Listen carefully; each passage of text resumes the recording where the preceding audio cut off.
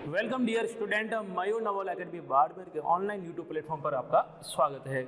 अभी तक अपने दो अध्याय पढ़ लिए हैं। पहला है भौतिक जगत, सेकंड मापन। ठीक है, दोनों अध्याय को अपने मिक्स में पढ़ाया है। सब टॉपिक उसके अंदर मिल जाएंगे, आप एक बार ध्यान से देखना। ठीक है, अब मोटे मोटे तौर पे जो अपना नया अध्याय है, अध्याय 3 सरल रेखा में गति। अब सरल रेखा में गति क्या है? यहाँ पर गति कितने प्रकार की होती है, वेग क्या होता है, विस्थापन क्या होता है, दूरी क्या है अपने पास, त्वरण क्या है, गति के समीकरण क्या है, और अंतिम सेकंड में तय की दूरी क्या है। ग्राफ जितने भी होते हैं फिजिक्स में, समय वेग अक्ष के बीच का, विस्थापन समय अक्ष के बीच का, त्वरण समय अक्ष के बीच का, ये सभी ग्राफ अपन इस चैप्टर के अंदर पढ़ेंगे। अब ये मैं कह सकता हूं कि ये जो पोर्शन है वो मैकेनिक्स का है। फिजिक्स में यदि आप कहीं पर भी इस टॉपिक को आप ढूंढोगे तो आपको ये मैकेनिक्स या काइनेमेटिक्स के नाम से ये चैप्टर आपको मिलेगा। फिजिक्स का जो बेसिक अब मूल जो आ रहा है अपने पास, फिजिक्स में जो हमें पढ़ना चाहिए है, जो हमारे मन में थी कि सर वो चीजें कब आएगी, तो वो चीजें आज आने वाली है आपके सामने यहाँ पर। तो सबसे पहले जो अपना टॉपिक है वो आएगा दूरी, डिस्टेंस किससे कहते हैं यहाँ पर। अब सामान्यतः ये शब्द है वो बहुत ही सिंपल शब्द है, दूरी।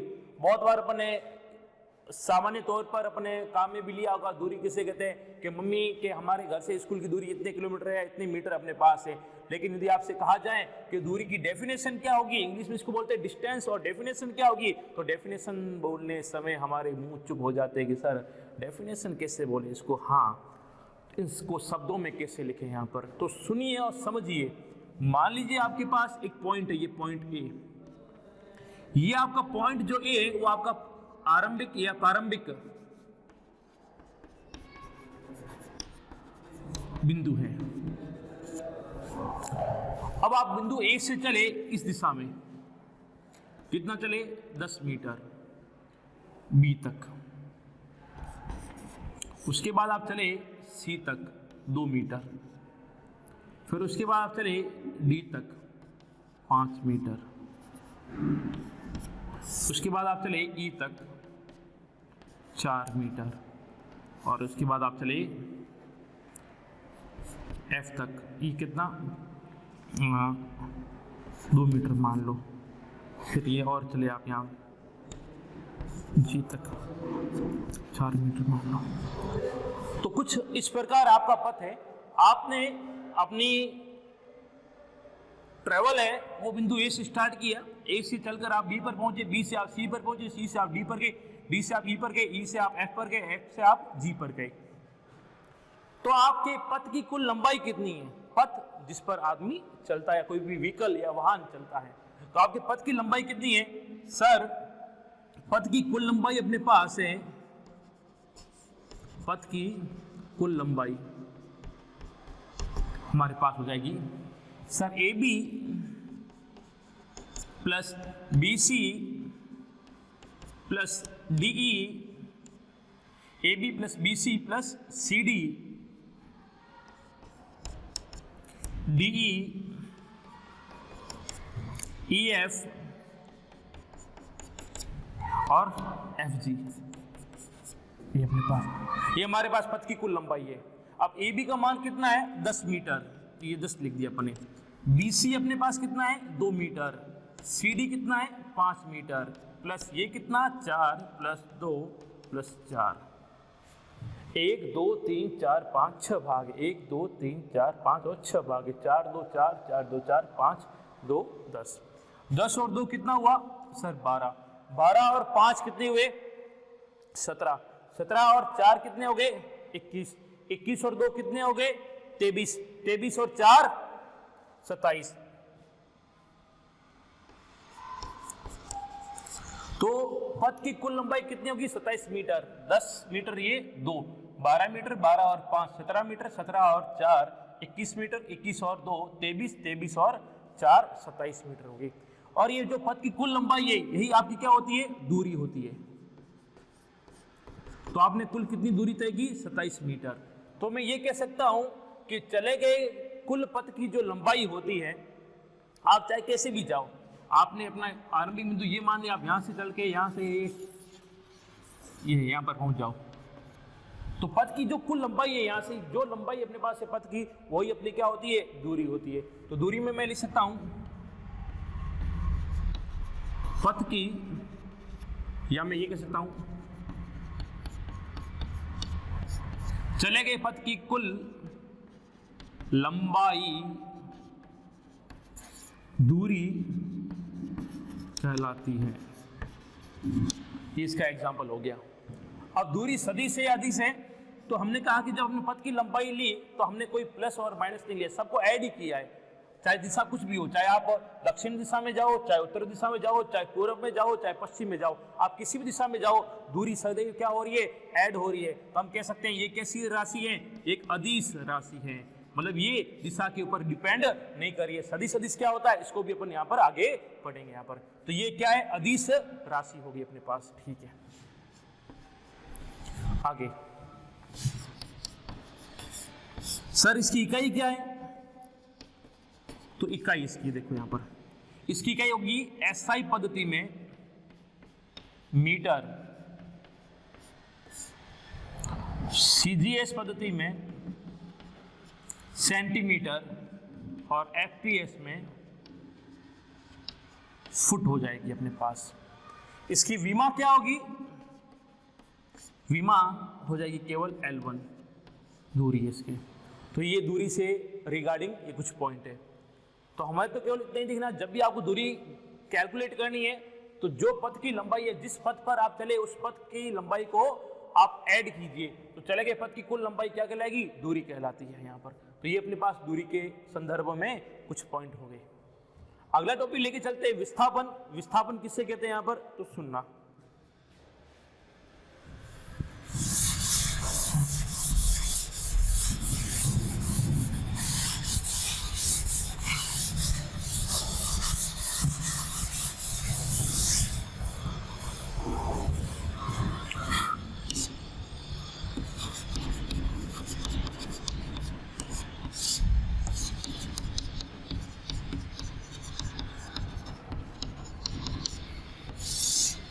विस्थापन या डिस्प्लेसमेंट, विस्थापन किसे कहते हैं या डिस्प्लेसमेंट क्या होता है यहाँ पर।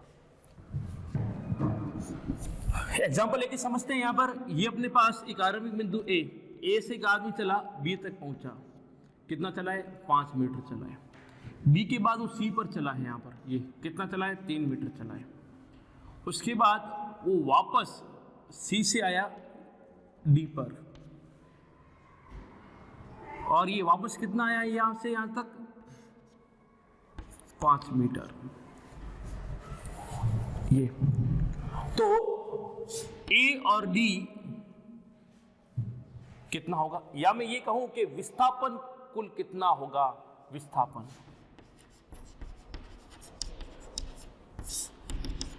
ये हमने क्या कहा, एक आदमी है वो ए से पहले चला बी, क्या लिख देता हूं मैं, ए से चला वो बी से चला वो सी, और सी से चला वो डी। तो ए अपना क्या कहलाएगा, आरंभिक बिंदु।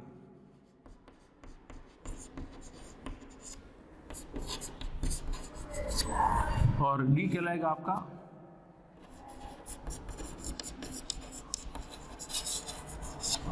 अंतिम बिंदु। तो ए आपका आरंभिक बिंदु और डी अंतिम बिंदु यहां पर। ठीक है, अब यहां पर देखिए, अब आपको ये पूछा जाए पहले कि दूरी कितनी तय हुई, दूरी, तो दूरी आप कितनी बोलोगे, ए से बी कितना हो गया, 5, बी से सी कितना हो गया, 3। जितना पथ अपन चले हैं कुल, चाहे आप वापस भी आए लेकिन चलकर आए हो ना, वो जैसे मैं इस कमरे में हूँ, यहाँ से वहां तक कमरा अपने पास इतना 10 मीटर का है, तो यहाँ से वहां तक मैं गया, कितना चला, 10 मीटर, फिर वहां से वापस यहाँ तक आया, कितना आया, 10 मीटर आया, दूरी कितनी होगी, 20 मीटर हो गई। चला कितना हूं मैं, भले मैं किसी भी दिशा में गया हूं, आया हूं, वापस उसी बिंदु पर आया हूं, तो चला कितना हूं, 10 और 10 20। तो बी से सी कितना हो गया, 3 मीटर हो गया। फिर वो बी सी से डी आ रहा, कितना, 5। तो दूरी कितनी होगी, 5 5 10 3 13 मीटर, दूरी होगी 13 मीटर। अब विस्थापन क्या होता है, विस्थापन होता है अंतिम व आरंभिक बिंदुओं के मध्य की सीधी दूरी विस्थापन कहलाता है। विस्थापन किससे ज्ञात किया जाता है? विस्थापन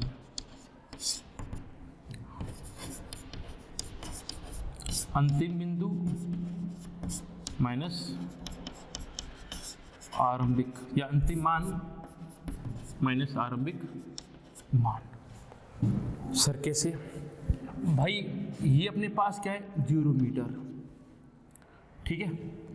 ए से सी तक टोटल कितना अपने पास सर? 5 और 3 8।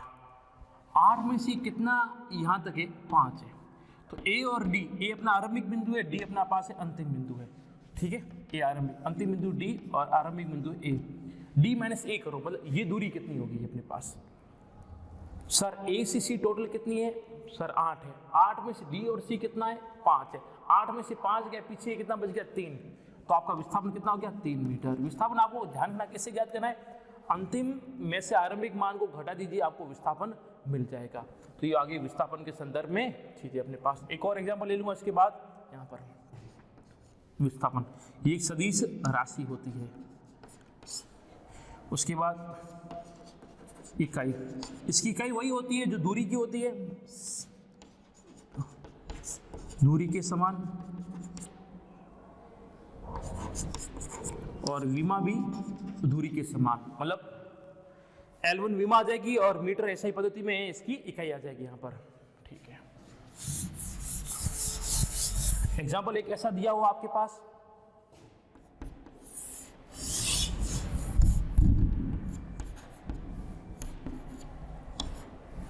एक आदमी बिंदु ए से चला, बी से होता हुआ सी पर पहुंचा है। ये कितना है? 3 मीटर और ये है 4 मीटर। तो पहले पूछेंगे दूरी ज्ञात करो। दूरी कितनी होगी? 3 और 4 कितने? 7 मीटर। दूरी कितनी होगी? 7 मीटर। विस्थापन पूछा है, तो ये आरंभिक बिंदु और ये अंतिम बिंदु, इसके बीच की सीधी दूरी ये आपके पास AC जो आपका होगा, AC, ये आपके पास का विस्थापन। तो AC कैसे ज्ञात करोगे? पाइथागोरस प्रमेय। तो AC का स्क्वायर बराबर AB square plus BC square. AC बराबर AB स्क्वायर कितना? 3 का स्क्वायर प्लस 4 का स्क्वायर का रूट, कितना आ गया? 9 प्लस 16 कितना? रूट 25, मतलब कितना? 5 मीटर। विस्थापन कितना आ गया? 5 मीटर। तो इस प्रकार ये ज्ञात किया जाता है। बस आपको विस्थापन जब भी ज्ञात करना है, आप देखो आरंभिक बिंदु क्या है और अंतिम बिंदु क्या है, इन दोनों के बीच की सीधी दूरी ले लो, वही आपका क्या होगा? विस्थापन होगा। ये नहीं है कि सर उस पद से वो गया होगा या आया होगा, नहीं, हमें तो उस पद के दोनों आरंभिक बिंदु और अंतिम बिंदु के बीच की सीधी दूरी ज्ञात करनी, वही अपना क्या है? विस्थापन, ठीक है। अब क्वेश्चन क्या ये आता है कि सर विस्थापन कभी दूरी से बड़ा हो सकता है, या दूरी विस्थापन से बड़ी हो सकती है, या विस्थापन और दूरी के मध्य संबंध क्या है? तो दूरी है वो हमेशा बड़ी हो सकती है, किससे? विस्थापन से, या उसकी बराबर हो सकती है। जैसे यहाँ पर देखिए, दूरी कितनी आ रही है? 7 मीटर। विस्थापन कितना आ रहा है? 5 मीटर। मतलब दूरी बड़ी हो सकती है विस्थापन से। अब A पर है वस्तु और ये C पर पहुंची है, तो ये यहाँ से चली कितना है? 5 मीटर। तो दूरी कितनी की? 5 मीटर। विस्थापन पूछे तो भी कितना होगा? 5 मीटर। बराबर आ रहा है अपने पास। अब ऐसा कभी भी नहीं होगा कि विस्थापन हमेशा बड़ा हो और दूरी हमेशा छोटी हो, ऐसा कभी भी नहीं है। तो दूरी और विस्थापन के मध्य ये संबंध अपने पास आ गया, ठीक है। आज की वीडियो में इतना ही, बाकी नेक्स्ट अगले वीडियो में। धन्यवाद।